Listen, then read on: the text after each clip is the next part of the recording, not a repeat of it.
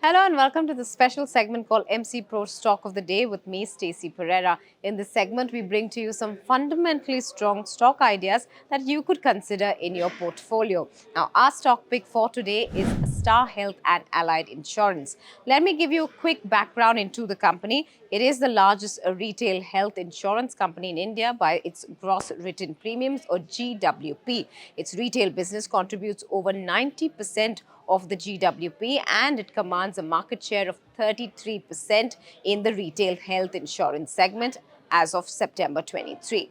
We've noticed the stock's performance has been quite tepid post the first half of FY24 earnings. Here are some of the reasons why. Firstly, the business growth was pretty much in line with the industry in the first half of FY24. The insurer's net profit grew by about 35% on a year-on-year basis in the first half of FY24, but that was quite below what the street was penciling in.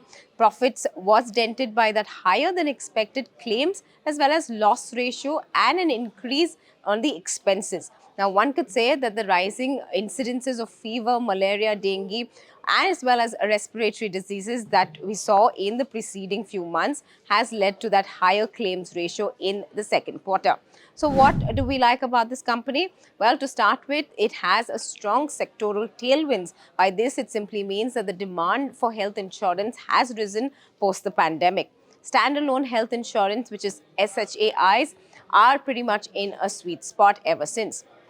The low penetration of health insurance, high out-of-the-pocket expenses, as well as that consistent higher healthcare inflation are some of those structural factors that will, in fact, drive the demand for healthcare insurance. Now, next up, we can see a healthy profitability picture as well.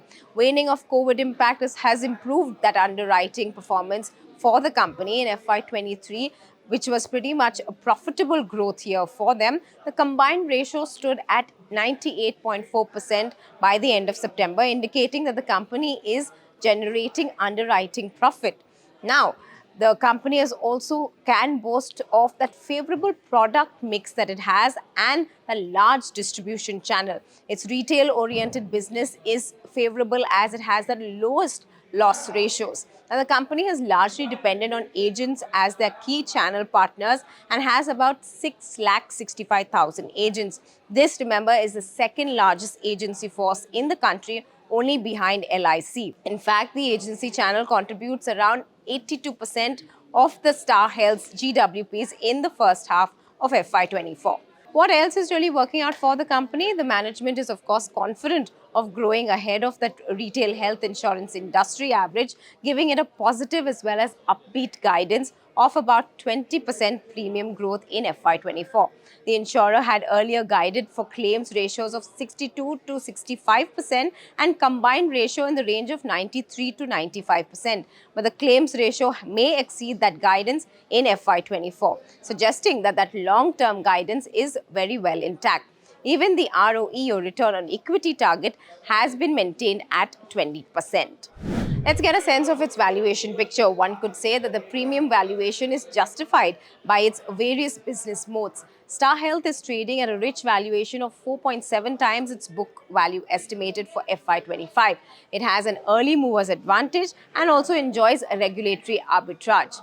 It enjoys market-leading share in this secular growth sector. To its credit, it also has an unrivaled distribution network and is the only pure-play listed health insurer. So are there any risks involved, and what are the things you need to be watching out for when it comes to Star Health? Well, there are some risks from that proposed composite license, which can then go ahead and disrupt the business for Star Health Insurance. With that, it's a wrap. Thanks so much for watching.